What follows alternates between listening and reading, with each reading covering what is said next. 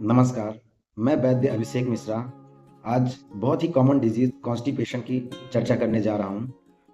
इसे आम भाषा में कब्ज़ कहते हैं तथा आयुर्वेद में इसे विबंध और अनाह कहते हैं।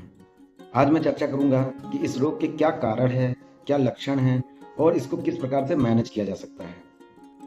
तो सबसे पहले ये समझते हैं कि विबंध के क्या कारण होते हैं। तो भाग-दौड़ भरी इस ज़िंदगी में लोगों के पास इतना समय भी नहीं होता है कि वे अपने आप को टाइम दे सकें।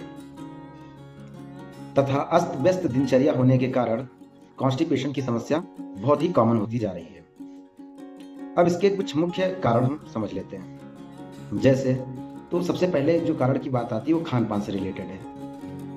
तो ऐसे खान-पान में ऐसी चीज़ें शामिल करना जो कॉन्स्टिपेशन करने वाले हैं। जैसे बहुत ज़्यादा मात्रा में उड़द का सेवन करना, सेम का सेवन करना और हरी पत्तेदार सब्जियों को ना शामिल करना, फलों का सेवन कम करना, मैदे से बनी हुई चीज़ों को ज़्यादा से ज़्यादा खाना, fast food, junk food in सब का सेवन करना, उसके अलावा चाय-कॉफ़ी को बहुत ज़्यादा इस्तेमाल करना, पानी कम पीना, ये सभी तो खान-पान से रिलेटेड कारण हैं। उसके अलावा कुछ ऐसे कारण हैं जो लाइफ़स्टाइल के हैं, जैसे सेडेंटरी लाइफ़स्टाइल का होना, बहुत ज़्यादा आराम तलब ज़िंदगी होना, व्यायाम ना करना, रात में देर तक जागना और बहुत ज़्यादा स्ट्रेस लेना, ये सभी इस रोग के कॉमन कारण हैं।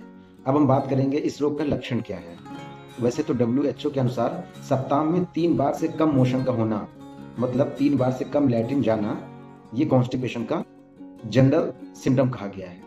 बट आयुर्वेद के अनुसार यदि कोई व्यक्ति सुबह उठता है और उसे मल नहीं आता है या फिर 1 दिन छोड़ कर के 1 दिन बाद मल का त्याग करना, उसके अलावा 2 दिन छोड़ कर के 1 दिन बाद मल का त्याग करना, तो ये कॉन्स्टिपेशन या विबंध की श्रेणी में आता है। सभी कारणों के सेवन से क्या होता है कि वायु का प्रकोप होता है।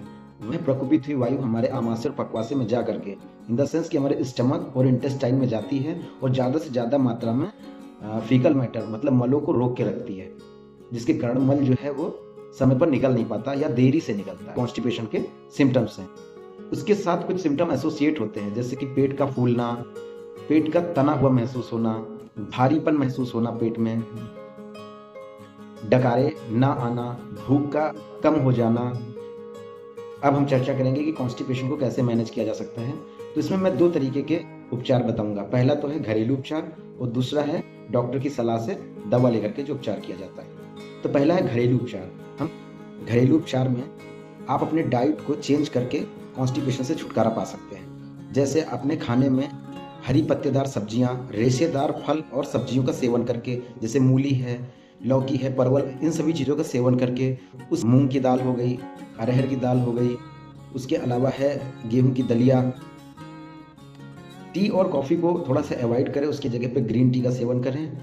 उसके अलावा पर्याप्त मात्रा में पानी पीना, रेगुलर एक्सरसाइज करना, समय से सोना, समय से उठना, अपनी लाइफ़स्टाइल को मैनेज करना, स्ट्रेस फ्री लाइफ़स्टाइल रखना, हल्का-फुल्का योग का भी सहारा ले सकते हैं। हम बताएँगे कि आयुर्वेद के कुछ योग जिनकी सहायता से आप कॉन्स्टिपेशन से छुटकारा पा सकते हैं। खाने के बाद रात में 3 ग्राम त्रिफला चूर्ण का गर्म पानी से सेवन करना है। उसके अलावा सुबह-शाम अभयारिष्ट 15 से 20 ml बराबर मात्रा में पानी मिलाकर सेवन करना है। अगर कॉन्स्टिपेशन के साथ पेट में गैस भी बनती है, तो उसके लिए आप सुबह और शाम खाने से पहले त्रिकादी वटी 2-2 वटी सुबह-शाम खाने से पहले आपको हाजमोली की तरह चूसनी है। यदि कॉन्स्टिपेशन के साथ-साथ पेट भी भरा-भरा लगता है, तो उसके लिए आप 2 से 3 चम्मच एरंड तेल को गुनगुने दूध में मिला करके पी सकते हैं। सुबह आपका पेट पूरी तरीके से साफ हो जाएगा। यदि ऊपर की जितनी ट्रीटमेंट मैंने बताई है, जिससे भी फ़ायदा नहीं होता, तो आप नाराज़ चूर्ण 2 ग्राम की मात्रा में सुबह-शाम गुनगुने पानी से ले सकते हैं। धन्यवाद। नमो धन्वंतरे।